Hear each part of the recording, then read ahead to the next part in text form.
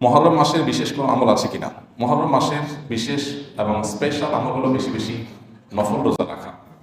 নবী করিম সাল্লাল্লাহু আলাইহি ওয়াসাল্লাম বলেছেন, আফদালুস সিয়াম বা'দা রমাদান শাহরুল্লাহিল মুহররম। রমাদানের পরে আল্লাহর কাছে সবচেয়ে উত্তম রোজা হলো আল্লাহর মাস মুহররম মাসে নফল রোজা রাখা। অর্থাৎ রমজানের রোজা তো ফরজ রোজা, সেটার সাথে কোনটা তুলনা চলে না। রমজান রোজার পরে সবচেয়ে বেশি নফল রোজার জন্য আদর্শ মাস হলো মুহররম মাস। নবী করিম সাল্লাল্লাহু আলাইহি ওয়াসাল্লাম শাওয়াল মাসে সবচেয়ে বেশি নফল রোজা রেখেছেন।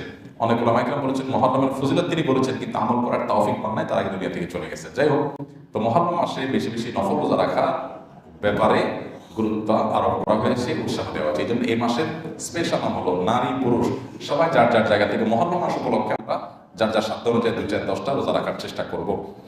সোমবার বৃহস্পতিবার যারা রোজা রাখেন, চাঁদের 13, 14, 15 যারা রোজা রাখেন, আসরের যারা রোজা রাখেন, এগুলো তো রাখবেনই।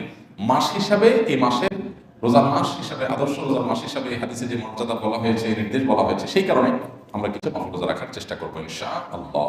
এছাড়া মুহররম শব্দের অর্থেই সম্মানিত, এই মাসটা মর্যাদাবান, সম্মানিত 4 মাসের ভিতরে সবচেয়ে সেরা মাস। আবার এই মাসে আশুরা রয়েছে, সেজন্য এটার মর্যাদা অনেক বেশি। নবী করিম সাল্লাল্লাহু আলাইহি ওয়াসাল্লাম এটাকে শাহরুল্লাহ বা আল্লাহর মাস বলেছেন। এখান থেকে এই মাসের মর্যাদা মর্তবা বুঝে আসে। এই জন্য অন্য যে কোনো সময় চাইতে এই মাসে পাপাচার থেকে আমরা বেঁচে থাকার চেষ্টা করব।